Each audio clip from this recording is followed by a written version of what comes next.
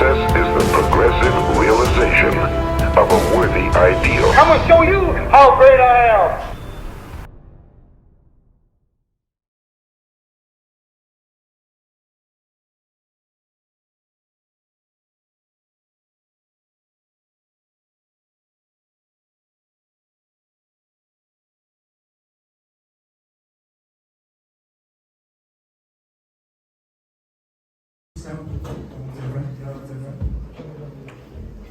I'm not going to make you do anything crazy, don't worry. Alright, cool.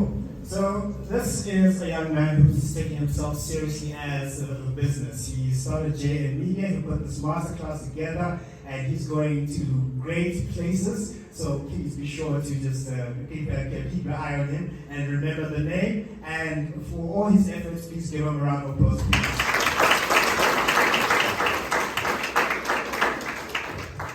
Cool. To give an introduction, thank you very much for that wonderful introduction.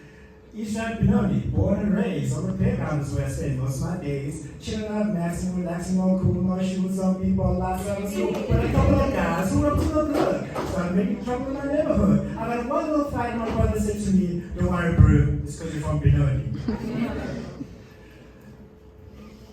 Today, we're going to talk about how to treat yourself as a business. There we go. Don't worry. Right. When you treat yourself as a business, I'm going to give you a little bit of background on how I came about writing this book. And writing a book is not an easy thing, but if you put your mind to it, you can do it. If you can say it like the good doctor said, set it in your mind to achieve something, you will do it. 7 years ago, when I started working out as a business analyst and a project management consultant, we did a project where we had to do some strategic analysis for a multinational corporation. And we had to come up with strategies for them to be able to increase their revenue and to pick certain technologies. Now, we did 6 weeks of analysis. They paid us hundreds of thousands of rands, and then we gave a presentation to them to say that if you implement this technology, your profits are going to go up X%. If you do this, your sales are going to go up by X%. And after that presentation, they were given a round of applause. And when I went home, I felt dejected, and I felt like I robbed somebody. Why? Because we were telling this organization to use certain principles. Business principles. But if you looked at our own lives, it was not demonstrating all that. And if I was the CEO of that organization and I looked at my lifestyle and the senior consultant who I was working with lifestyle, I would have been like, I would say, I want my money back. Why would I want my money back? Because I was not living the business principles that I said that they should use. And then now, let's fast forward. It's now bonus increases and promotion time. And at that time, what I'm focused is on what? It's no, money. I want increases.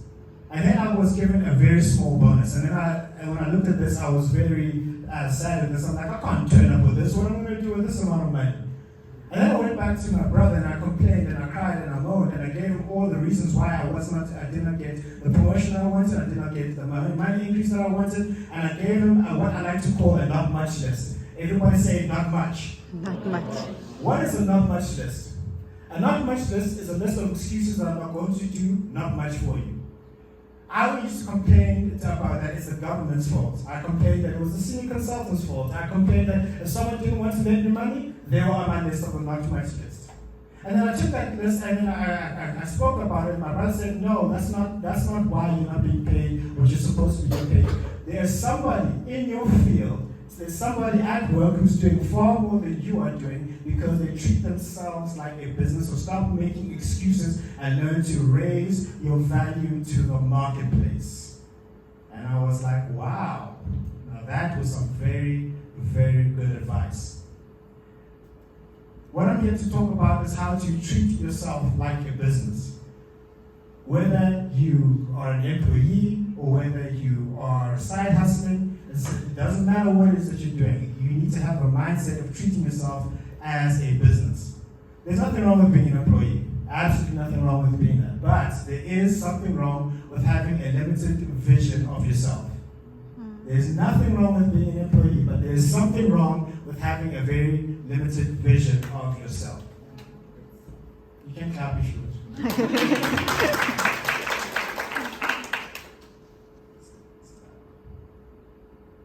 All right, I wanted to talk about the world's most important decision. Who here wants to be successful in business? Raise your hand, please. Who here wants to be uber successful in business? Raise your hands. In fact, say I. Aye. Right. Can I have some volunteers? You, sir, give me the name of a business that you admire. Discovery. Fantastic. You, sir, what's the name of a business that you admire?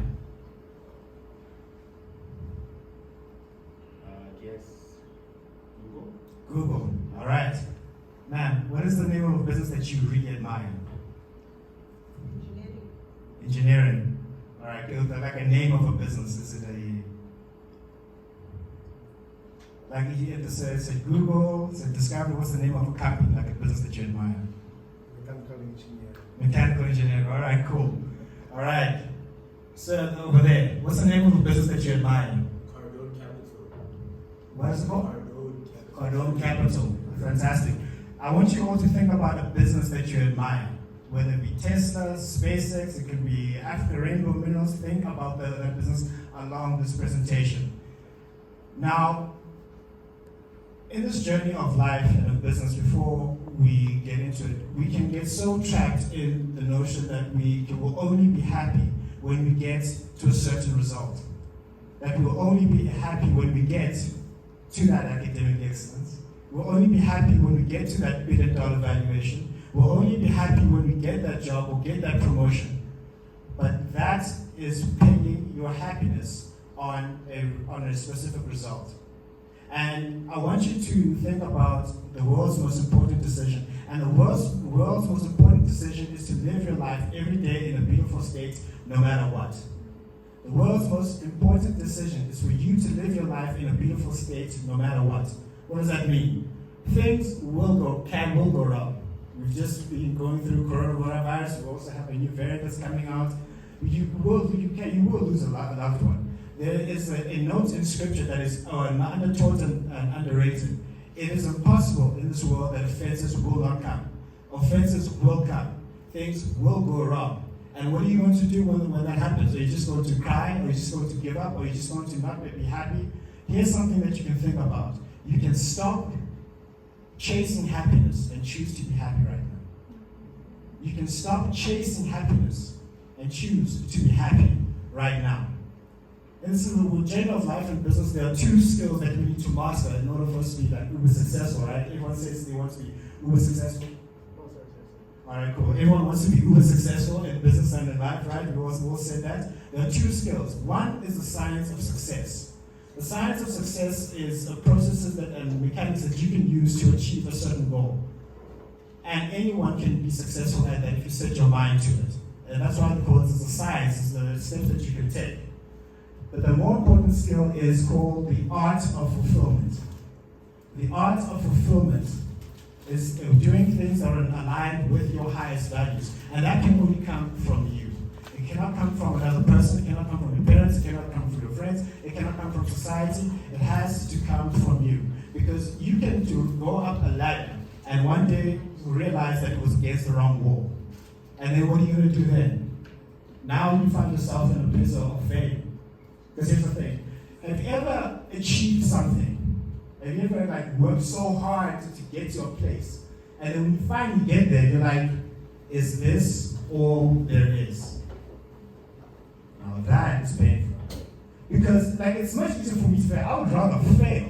And because if I fail, I can start again. I can say, all right, fine, I failed. I can pick myself up and I can start again, and I can pivot. But if you're successful and you're miserable, now that is the ultimate hell.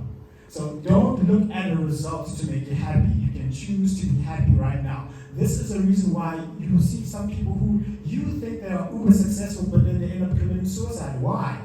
Because they made everybody happy except for themselves. We lost the national treasure. 2018, WHP. Everyone know WHP? Huh? Yeah, painful. He made millions of people happy with his music, and then he committed suicide. Why? Because the perceived pain of being alive was worse than what was worse than him dying, and then he committed suicide. And there were many people that we can cite who did the same thing. There was a story of a big businessman who went on a retreat to an island, just to chill out, relax, And then he saw a fisherman who was fishing. And he was astonished at how well, how efficient, and how great this guy was at just fishing with just nets. And he went up to the fisherman and said, "Sir, how is it that you're able to catch fish so easily? How do you do it?" The fisherman says, "This is how I do it. It's very simple." Now the businessman, because he's thinking about money, he's thinking about going to the next level. He goes to his hotel, he can't sleep, and the next day he goes to this fisherman and says, "Okay, listen, I can teach you how to 10x your business." And the fisherman is like, "What are you talking about?" I was like, "Listen, you can get yourself some more boats so you can be more of an efficient fisher." And the fisherman's like, "Then what?" "Then you can teach other people to fish like that, and you can start your own corporation." The fisherman is like, "And then what?" "Then you can go and be on the cover of Forbes magazine, have $1 billion valuation." And the fisherman's like, "Then what?" Then the businessman is like, "Well, then you have all this money. They can go to the beach and you can chill and relax with your family and just chill with the young son." And the fisherman's like, "But is that not what I'm doing now?" Don't wait for all these uber results for you to be happy. And I'm telling you now, in this journey of life with an academic excellence, she'll tell you, it's not easy. It's not easy, it's tough. You ever been studying something for so long that you just want to give up and cry? It's happened. You'll start that business. You'll start that show. You will want to be that influencer. And there are going to be times where they're going to be tough. You're going to want to curl up in a fetal position and cry. But just remember the art of fulfillment, that you're doing it for you and because it's aligned with your highest values and not because you're chasing a certain result. Say to your neighbor, the person next to you, remember the art of fulfillment. Right, give them a round of applause.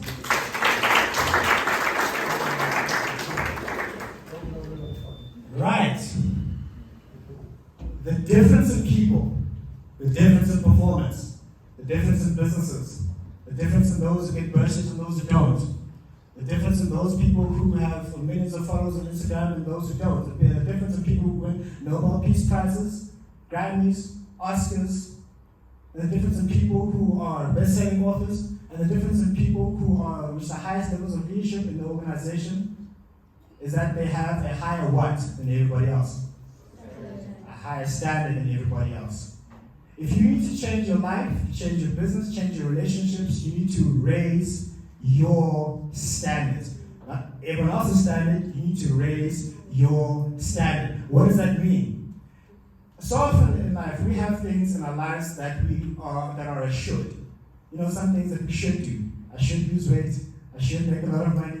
I should spend more time with my kids. I should spend more time with my family. I should. And when you don't meet that expectation, you should all over yourself because you beat yourself up about it. But when your should becomes a must, that's when your life changes. When your should becomes a must, that is when your life changes. And how do you raise your standard? The very first thing you do is to change the identity that you have for yourself. Everyone knows about the two powerful words, I am, right? Have you ever been around people who are negative and they always have negative words after I am? Like, for example, I am sick, I am lazy, I am hateful, I am angry. And I heard a story of a guy who used to say all the time, you ask him, it's like, "Hey, Charlie, how you doing?" He was like, "I'm just overweight and I'm bald." This guy was like, what, like in university, like early university. 20 years later, they met up, these two people met up and it's like, "Hey, Charlie, how are you doing?" And he His I am followed him. He was chubby and he was bald. So your I am will follow you. When you say that you want to run a marathon, don't say I want to run a marathon. What you need to do is to become a runner. Because if you become a runner, you start engaging in activities that runners do, and then you'll be able to run that marathon. So everything that comes after the word I am is what's going to follow you. If you say I am sick, sickness will come after you. If you say I am hateful, hate will come after you. If you say I am poor, poverty will come after you. But you need to just change your I am, because when you say I am is what you identify with. And us as human beings have this visceral need to conform to what we identify with. You cannot get a person to act different to how they identify with themselves. It is impossible. If I identify as an author, I'm going to research, I'm going to write, I'm going to teach, because I have the identity of a what? An author. If you have the identity of a mother, good luck to anyone who tries you to do anything that is contrary to you being a mother. If you identify yourself as a person who achieves high academic excellence, when they say, hey, let's go to the club, you're like, no, this equation, I need to understand it. Goodbye. Because what? You say I am a person who achieves academic excellence. Now, how does this apply to treating yourself as a business? A lot of employees, a lot of them, like to do this thing that we all can do. You know what that thing is? Complain. We complain. Remember that not much list we talked about earlier on? Just complain. Just complain about everything. Bonuses, I didn't get it? Complain. Not enough coffee in the office? Complain. Didn't get the money that you thought you'd get? Complain. Your colleagues are gossiping about you? Complain. Your boss is mean to you? Complain. But when you complain, what does it change? I've never heard anyone become a successful businessman just complaining. I've never heard of it. Yes, you can clap.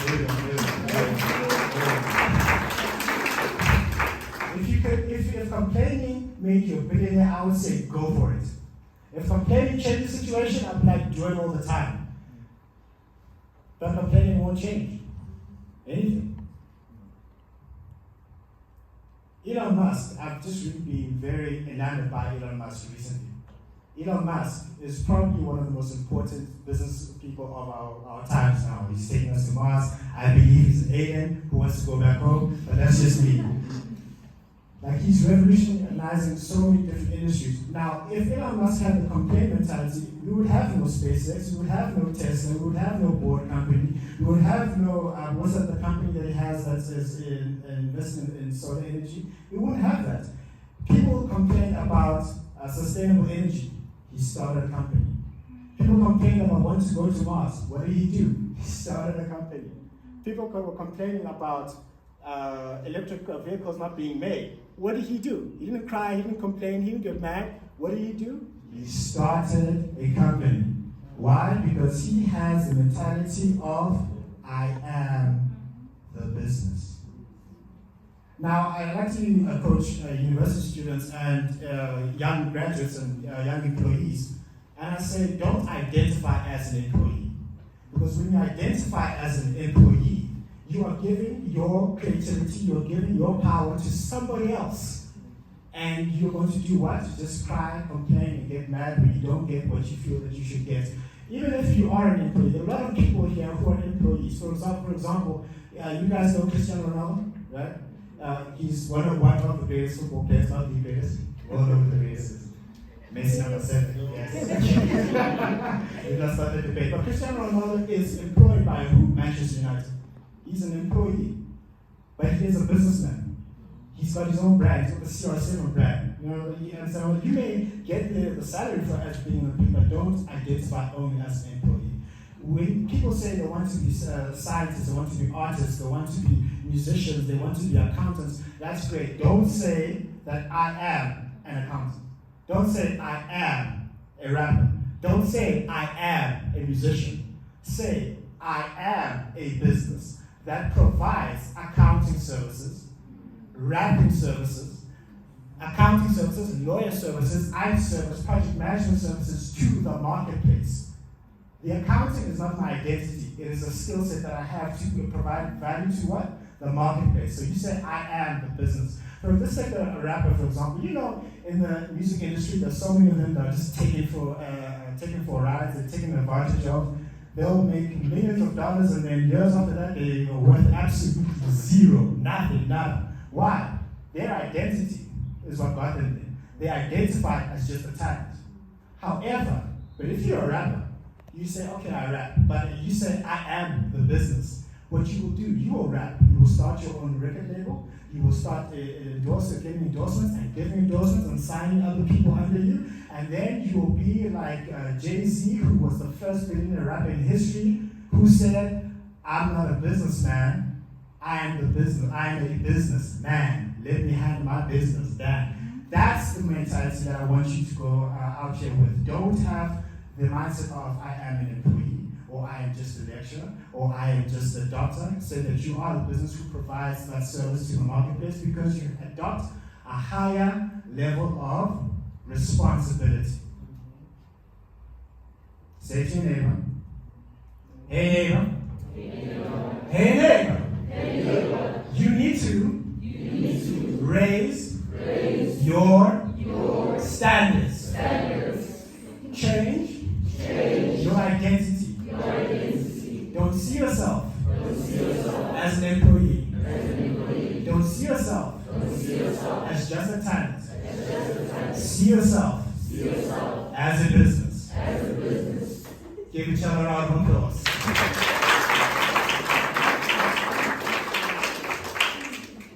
Next slide comes up. You guys getting value from this? You guys getting value from this? Alright, cool. Can I please have a volunteer? Raise your hand if you want to be a volunteer real quick. At the back, that lady at the back, please come up to the front. Come up to the front, please. Give a round of applause, everybody.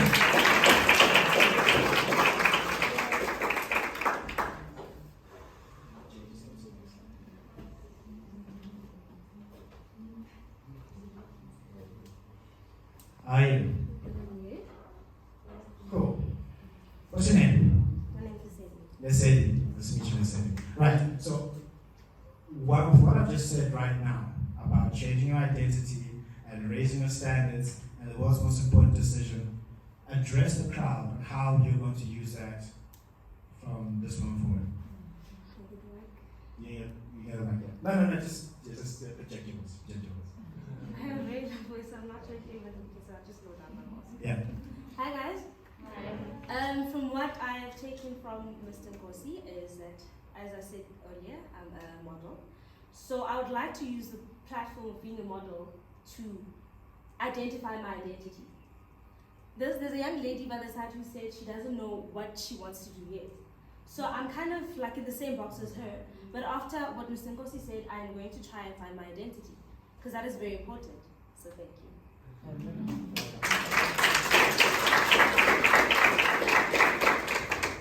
Thank you very much, Jay. Just make a note of the name. Please wait. Just make a note of the name. Just listen, yeah?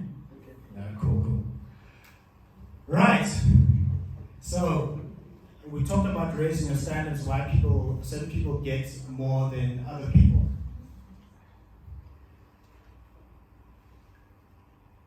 What is the nature of a promotion? What is a promotion? Son, what's a promotion? A promotion is when you're basically given more responsibilities for the organization. Or creates responsibility. It's amazing. Man, what's a promotion? You are promoted to the work that you've done, or your responsibilities gone. More responsibility. All right, cool. Jay, so what's a promotion? Promotion. Yeah. In simple terms, I'll say promotion is basically, like he said, receiving more responsibility and providing a higher sense of value in an organization because you've been trusted with it. Yeah. And more money. Yeah? It's not enough.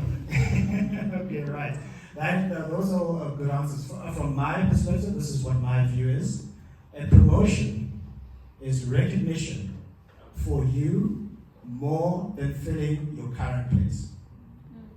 A promotion is recognition for you more than filling your current place. That means you are doing more, becoming more, and adding more value than the sphere of responsibility that you were given right now. For example, if you're asked to make 10 calls a day, you go and you do 20. If you're asked to create 17 reports, you go and you create double that. That is what promotion is. It is recognition for you more than filling your current place. Nowadays, people want the promotion without having put in the work, without more than filling their current place. And there's nothing worse than a small man, a small woman in a big position. There's nothing worse than a small person in a big position. Why? Because they have this Napoleon spirit. They cannot operate, they cannot function, they cannot do the work, they cannot handle what they're given unto them, and they end up antagonizing other people and being insecure. Why? Because they got the recognition, but they did not more than fill their current place. You will be promoted according to your level of tolerance of pain. You will be promoted according to your level of tolerance for pain. There are some people who grade 10 now. The difference between grade 10 and matric is how much pain you're able to endure. I'm talking about healthy pain. I'm not talking about people beating up now. So I'm talking about how much emotional pain do you have to study longer, and to practice more, and to focus more, and to say no to the social life so that you can get your books in order. There's a very big difference between grade 10 and grade 12. Why? Because you have more pain to go through. And everybody here wants to be promoted. It is an innate human desire. Anyone who says they don't want to grow, learn, develop, become more, get promoted is lying to you. Don't let people lie to you. They just hide it because they don't want to put themselves forward. Because when they put themselves forward to say, I want to be promoted, you have an expectation that they're going to do more. And if a person says, no, I don't want more money, I just want to stay here, I don't want to graduate from university, I don't want to do more, and I'm lying. Because the essence of life is growth, and for you to do the best you can, the more you do, the more you get.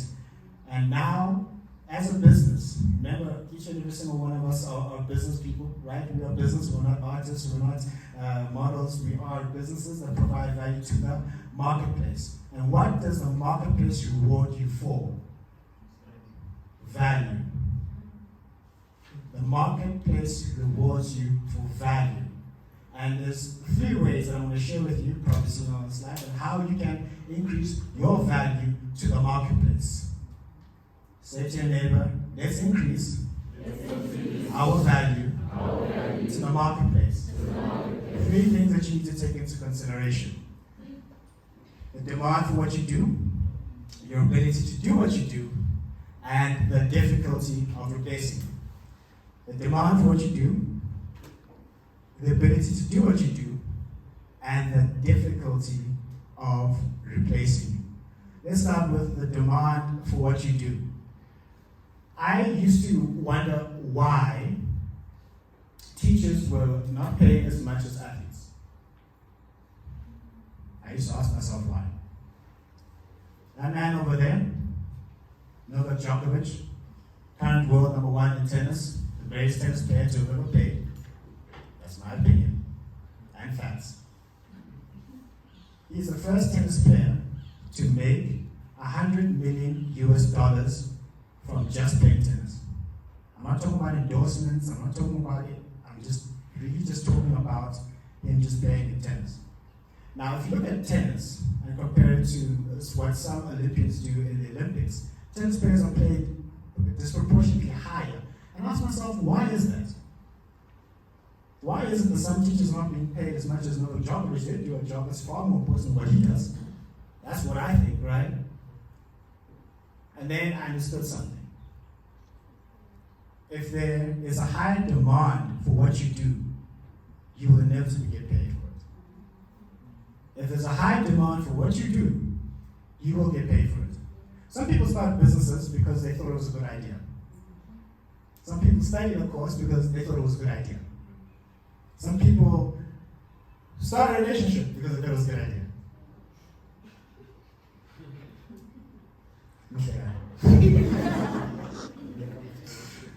But they didn't understand this one thing, is that the market will determine what you get paid. And if the market has a need and you fill that need, you will get paid. I'm fortunate that I, as a project management professional in the IT sector, there is an abundance of demand for what I do. I'm fortunate to have had that foresight, and I'm fortunate to actually love it. There's an abundance of it. From 2020 up until I don't know how long, they will need project management skills in the IT sector. That's the research that I've done. And I get paid higher than people there were no demand for it. I remember I was in Singapore this one time going to a seminar, and I didn't drive there. I would just, what do they call it, Grab there. That's their version of Uber. In Singapore, they've got Grab, the Asian version of Uber there. So I would just Grab everywhere. And when it was like during the day and no one was on the road, it was like, what, 20 Singapore dollars. And I was like, oh, that's okay. And then when I'm leaving the seminar, it's like thousands of people leaving. You try to get a Grab there. You know what the price there is? How did we go from 20 to 160? And then on the app, it said, I had a pop-up there that said, because of the high volumes and the increased demand, increased demand for the service, the rates are high. It's basis of economics. Economics is predicated on supply and demand. When there's a high demand and there's a short supply, the value goes up. So here's the thing, you need to be able to, in what areas that you do, create a high demand for what you do. Because if there's a high demand for what you do, you will get paid. Your value will increase. So say to the person next to you, increase your demand. Next thing is the ability to do what you do. Like I said, Lionel Messi, who here agrees that Lionel Messi is the best footballer ever? Ever. You know what I mean? Everybody. All right, okay, good. Yeah, I like all of it. Now, Lionel Messi gets paid far more than, let's say, who's the worst player in Man United. He gets paid more than why? Why does Lionel Messi get paid the big dollars? Why does Ronaldo get paid all this money? Why? He is exceptionally good at what he does. He'll score with his left foot, his right foot, the header, free kicks, he will dribble through 10 players, and he just does things that we've never seen before, right? He is highly skilled at what he does. Highly skilled at what he does. And if you are really skilled at what you do, if you're really smart, academically inclined, and you can do things that nobody else can do, inevitably your demand will increase. And like, yo, what's your name? Ma'am? Lekuvo. Leuvo. Leumo. Njabulo. Yeah? L-E-U-N. You call you key. I'll get it right. It's off.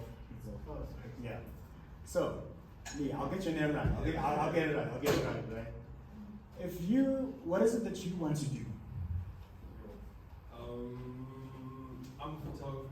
Photographer, right. So if you are the exceptionally highly skilled photographer that can shoot angles that nobody else can, people are going to be like, yo, I want that he joined. I want what he's doing because he's exceptionally skilled at what he does, right? Like Lionel Messi, like he once had a buyer clause of like north of €1 billion. Why? Because he's highly skilled and he's highly needed. So another thing is like you need to be really skilled in your profession and your expertise. Really skilled. Take the courses, take the classes, get the mentoring, spend more hours honing and perfecting the craft so that you can be exceptionally skilled. And so people will come knocking down your door because you are exceptionally skilled. And that's the one way that you increase your value to the marketplace. Say to your neighbor, become highly skilled. And then the difficulty of replacing you. the difficulty of replacing. Michael Jordan, the GOAT of basketball. Some people say the project. No one here. Okay. Right, so Michael Jordan, when he was playing for the Chicago Bulls in the 1990s, he would earn a yearly salary of $33 million US. The next highest paid person, I think, was $9 million. So he earned more than 3 times more than the next highest paid person on his roster. Why? It was difficult to replace the guy. Because when he left, they didn't win a championship. He came back, they won. He left, and well, they haven't won a championship since, right? It was very difficult for him to be replaced. I remember I was working at a bank, and I met up with a enterprise architect who had been there for 15 to 20 years. Lady, very competent lady, very nice, very inviting. And then we were just having coffee once, and then she told me how much she earned. I was like, yeah, how much? How much do you want? Like, let me tell you, this is a good gig if you can get it right. So she'll come in every other day, and sometimes work for like 4 hours, come to the most important meetings, and then go home. And then at the end of the year, it's probably more now, she would earn between 3 to 4 million rand a year. That's before taxes, right? It's like 3 to 4 million rand a year. That puts her in the top 1% of all South Africans. To be in the top 1% of South Africans, you need to earn more than 2.5 million rand a year. That's how you become the top 1%. So she's top 1% of the country, in the country. She's very, where she works, if she says yes to your meeting, you're like, if she says no, you can't judge her. No one's going to get rid of her. Why? She had specialized knowledge about all the major systems of the bank, and if she left, they're in trouble. It was very difficult to replace him. Very difficult to replace him. And if you're very difficult to replace, your value goes up. Say to your neighbor, become difficult to replace. I've got a personal story about how I raised my value to the marketplace by ending up doubling my salary. So this is what happened. I already am in a field that's where there's a lot of demand. So I said to myself after I went to a seminar, I said, it would be nice if I could just increase my worth, because I got tired of complaining, and I was also in the process of writing this book, right? And then I spoke to another project management professional. She was like highly more competent than I. And I said, what is it that I can do to increase my value to the marketplace? And she said, what certifications do you have? I was like, well, I've got this basic project management certification, I've got my honors degree. And she's like, okay, great. We're 2 years away from 2020. This was 2018. 2 years away from 2020, it was very good for you to get what we call a project management professional certification. I'm like, what's that? That is the gold standard of project management certifications. If you get that, by default, anyone who wants to recruit you has to pay you. That's standard. And it's not a standard that I set. I didn't say pay that because it's a good idea. It's internationally recognized that that's the standard that you pay a project management professional who just got the certification and has X amount of experience. So I said, okay. So what I did to get that certification? Education. She wasn't lying. She wasn't lying. So I went and I did the courses, I did the classes. It is the hardest exam I've ever written in my life. 4 hours, 200 multiple choice. You know when A looks like B and B looks like C and C looks like D, and then they put in all of the above, and then neither of the above, you're like, So I told hard, and then like my wife saying that at that time we were still dating, and then I was like, I'm gonna go write this exam. And you know what she said? Don't come back home without that certification. So I was like, that's extra motivation for me to get it done. I also told my dad, he's like, yeah, we're gonna be fit. What are you doing? So I went and I got that certification. Hardest thing I've ever done, right? And not a lot of people have it because it's so difficult to achieve it. Then, I kid you not, another company came knocking at my door and said, we need a digital project manager. What's your price? And I'm like, what's my price? And I didn't want to take me seriously, so I made a very high price, like a very high price. And it was like like more than like 1.5, like 50% more than I was earning. They came back more than double my salary. I was like, cheers, I'm out. More than double. Why? Because I became more valuable to the marketplace. And anyway, everybody else here can do it, right? Everybody here can do it. In fact, let me reframe that. Everybody here will do it because you're a different type of person to take a Saturday off to come here to learn how to do this. So give yourself a round of applause. Can I get a volunteer, please? Volunteer. Raise, come up. Yeah.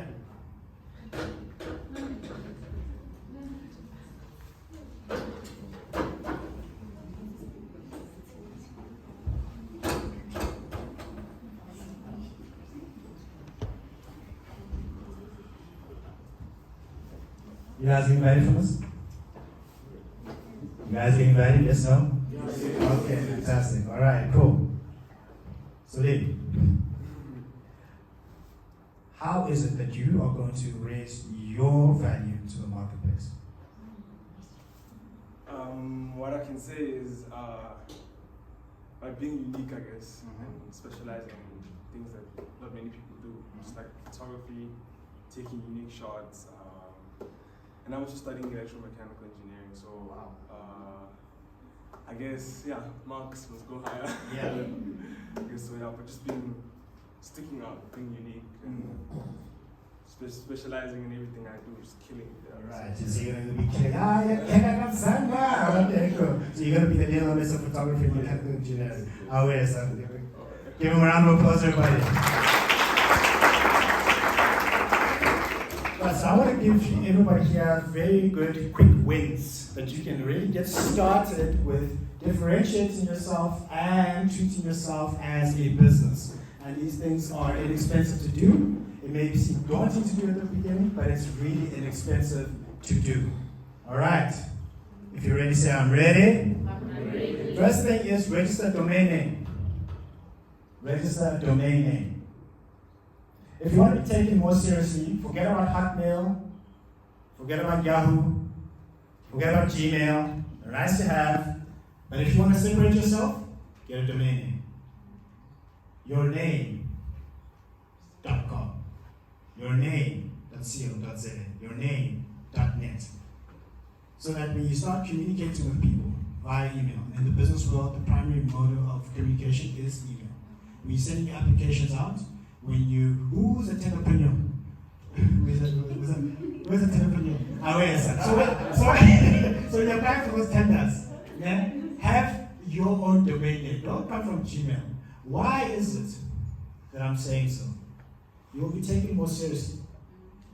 If someone is booking you for a speaking gig or a DJ gig, or they asking you to come and be a photographer for them, or they're asking you to apply for something, and they see your name at gmail.com, they won't necessarily take you seriously. I got advice from this businessman, and he said, what's your email address? And I said, Njabulo James at gmail.com. He said, register your domain name. I said, why must I do that? He said, you basically want me to help you and coach you and mentor you, right?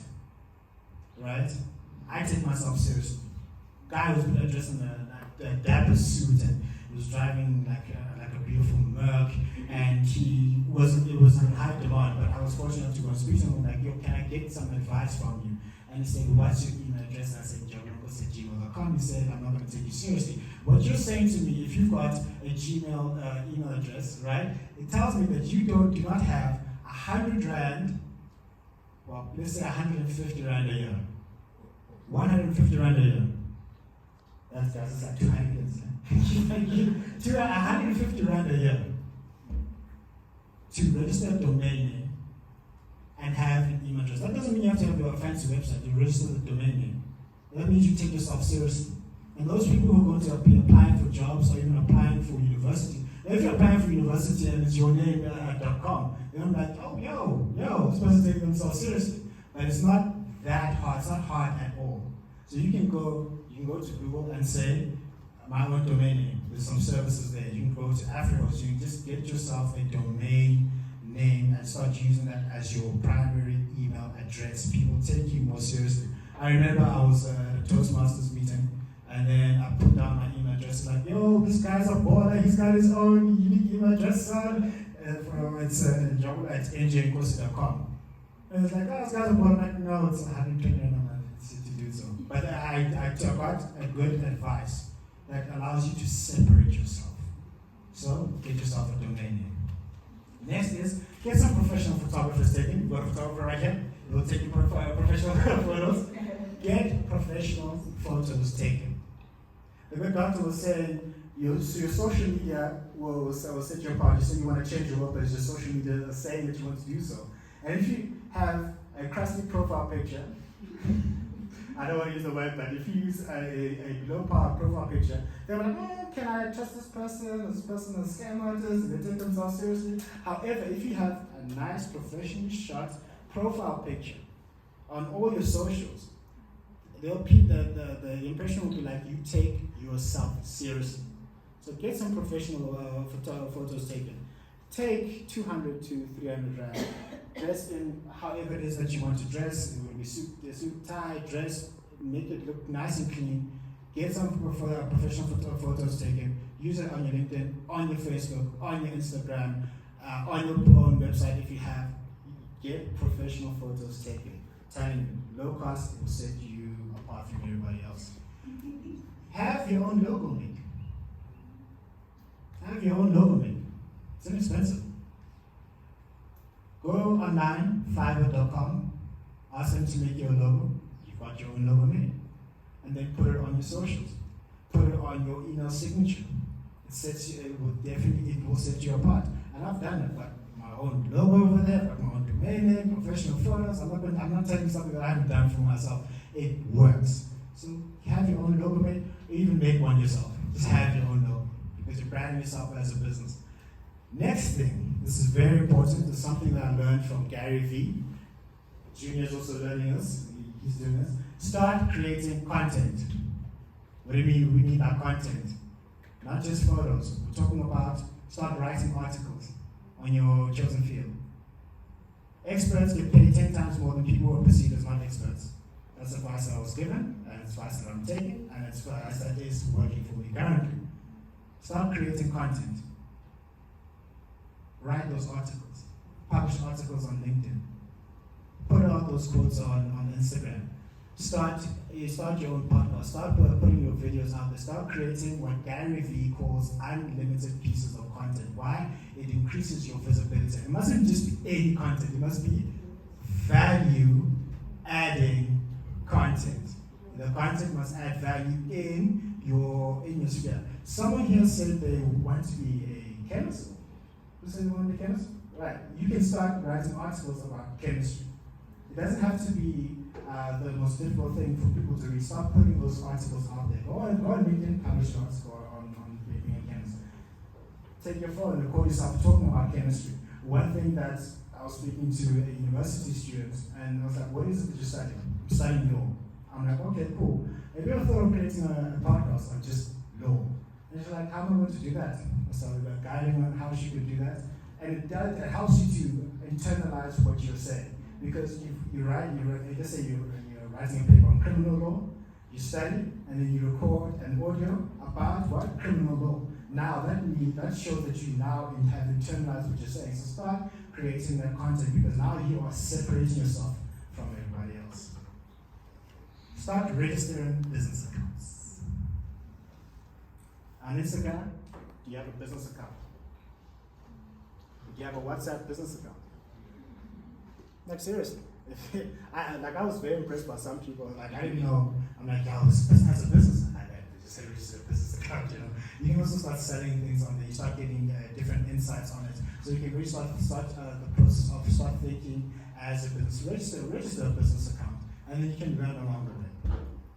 Register a company name. Register a company. Give it a cool name, and then start learning how to work things around the company, because you are a business. I've got a company called Njabulo James NJ. Kid you not? Because I was trying to take my own advice. So you start registering some companies. Start selling what it is that you're selling. Do you sell books? Do you sell audios? Do you sell clothes? Register a business so you can really start learning. Or are you a teacher? Are you an educator? Start registering the business. You get good tax breaks from the government, because the government wants us to start creating businesses and entrepreneurial opportunities for other people. So start registering your own business. Let's go through this again. Get a domain name, get a professional photo statement, have a logo made, start creating content, register a business account, and register a company name. Next volunteer, please. Volunteer. Give them a round of applause, everybody. Yes, sir. Cool. Your activity for the day is giving those quick wins again. What are the top 3 that you will start using from today? Can I, like the ones that I've already started using already? They can be the ones you started using already. Oh, he's ahead of the game. He's Kevin Watson. Yeah. Yeah. So basically, I'm 20 years old. 20, yeah. I'm 20. Yeah. And I'm into real estate. Oh, nice. And I know that like there isn't a lot of content creators who create, you know, like real estate content who the youth can, I don't know, relate with. So I've taken the responsibility to do so. And I know automatically, like the government is looking for young people like me. Yeah. And there's a lot of funds put aside for young people like me. Ching ching! Exactly. So that's, you know, like getting another bag. Yeah. And also educating people, because I also like create content on Instagram, educating people about real estate, because something people don't do. Fantastic. You got your own company. Yeah, I do. It's called Master Trading. Nice. You got your own logo. You got your own business account. Everything. Give him a round of applause.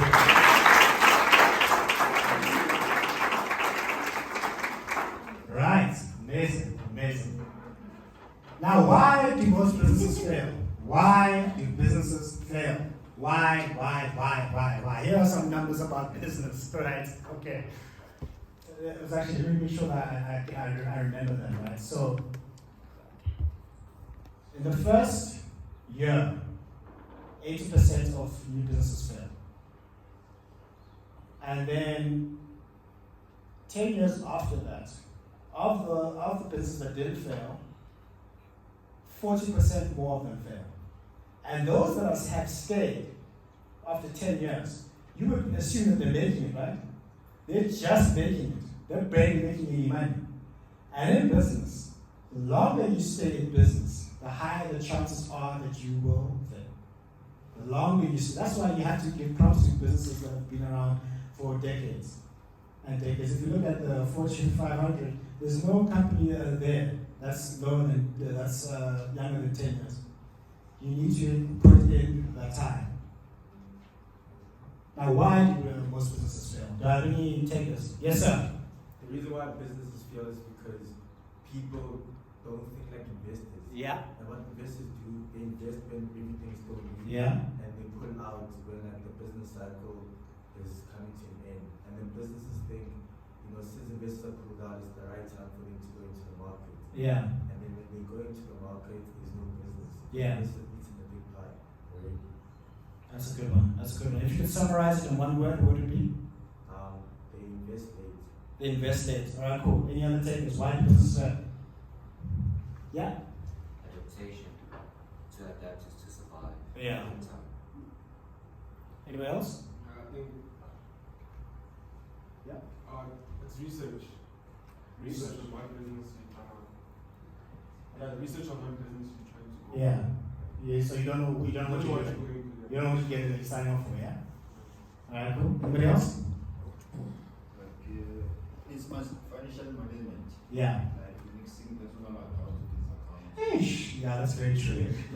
I've got a personal story. I'll get to you this story. Personal story. When I released the first book, this is the second book, right? The first book, right? Like in a short space of time, sold 500 copies as a self-published author. That's like amazing. Hundreds of thousands of rands, right? My wife asked me, what happened to that money? I spent it. All of it. I didn't have a business account. It was all going to my personal account. I didn't manage anything because I did what most people do. I spent this money when I travel. You want a bag, here you go. You know, financial mismanagement is a real thing. Yes. They don't offer value to the marketplace. They don't offer value to the marketplace. Very good one. Yeah. Another one is impatience. Impatience. Very true. Not thinking long term. not thinking long term, linked to patience, very true. Last one? Yes, sir. Actually, I've been a businessman for 20 years. Yeah? I think the most of youngsters, Yeah? they don't put the profit back to the business. Yes, they don't reinvest. Yes. They rush more for luxury. Yeah, lifestyle entrepreneurs, yes. I need to make the money so that I can show you that I've made it. I can take my BMW, well, I'm not a BMW fan, Audi, and pop in the shoes on camera and be like, yes, I made it, look at me. That's a real thing. Yes, ma'am? I don't think people aren't passionate about it. You're not passionate about the business, in business for the sake of being business. Alright. You're saying? Oh yeah, being business for the sake of being business. Those are all valid reasons. I'll give you my take. Michael Gerber wrote a book called The Emyth. And he said the rate of failure in business is so high because people think entrepreneurship and being a business person is the sexy thing. It's the thing that you should be doing. And they feel that's what they should be when they're not that. Goes back to their identity. They don't identify as business. They haven't changed their identity to identify as business people. Let me give you a scenario. Let's think of CPU, right? Gifted guy. He is a software engineer. He's been working for 10 to 15 years. He's difficult to replace. It's a high salary. Then he works really high hours, a lot of hours. And then he gets it into his mind, he's like, I don't like my boss, Jay. Jay's a real bad boss. I don't like him at all. He's not paying me what I need to be paid. I could do this business thing myself. So he goes to Jay and says, Jay, I quit. I'm out. I'm going to do my own thing. Okay. All right. So now he goes and starts Superior Technologies Pty. And because he's really good at his job, he's really got a network. Or he's built through the years. Then he starts getting his clients in. He starts servicing his clients, building their websites, building their mobile applications. He's working 12 hours a day. It's nothing he's not used to, right? He's doing good. Now his business starts growing. Yeah, now his business starts growing. Now he realizes, hey, I can't do this thing myself. Yeah? Now he needs to start hiring people to help him with the work.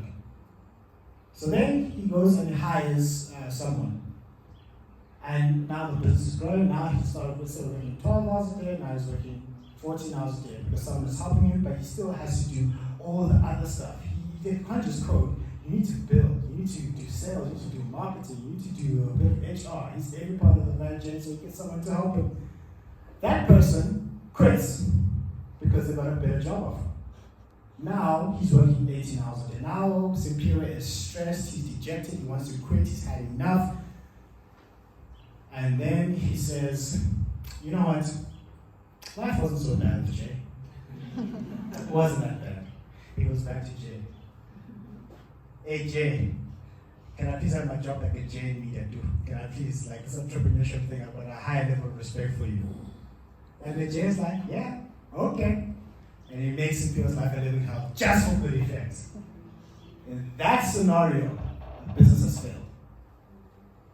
Why did the business fail? What Michael Gerber says is the emyth. Some people call it a lie of business.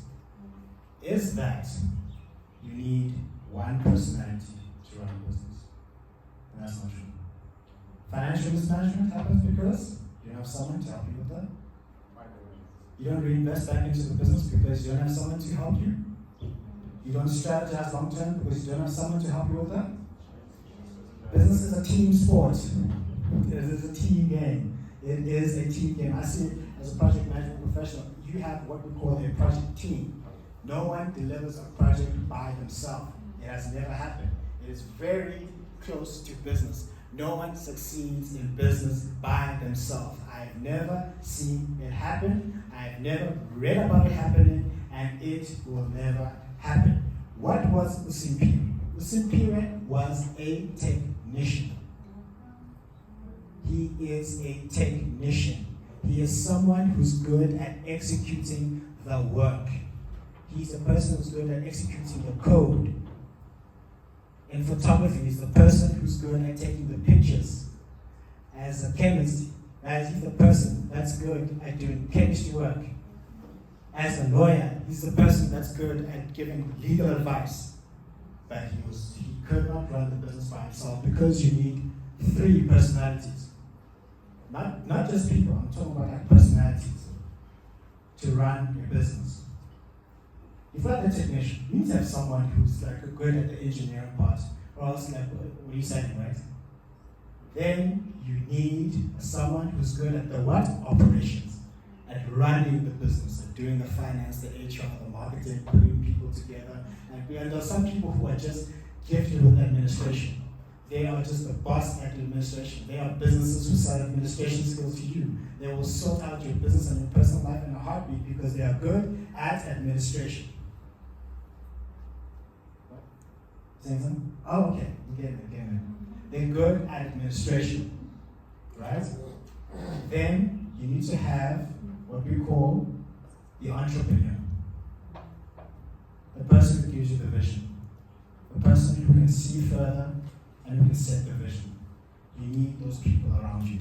So in this life of business, you need that team. You absolutely need that team. I'm going to stop there. I want everyone to get a sense of it.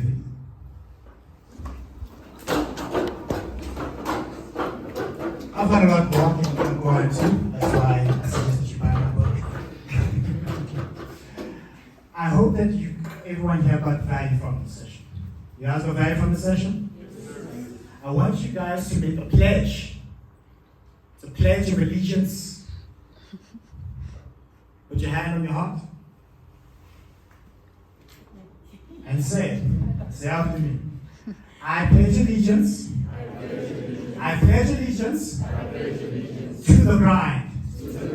I pledge allegiance to the grind. I will treat myself as a business. I will separate myself. I will raise my standards. I will raise my value to the marketplace. I will be the most in demand, the most highly skilled, and the most difficult to replace person in the marketplace. I understand I need a team to build my vision. From this day forward, I'm not an employee, I'm not an artist, I'm not a talent, I am the business. Thank you very much.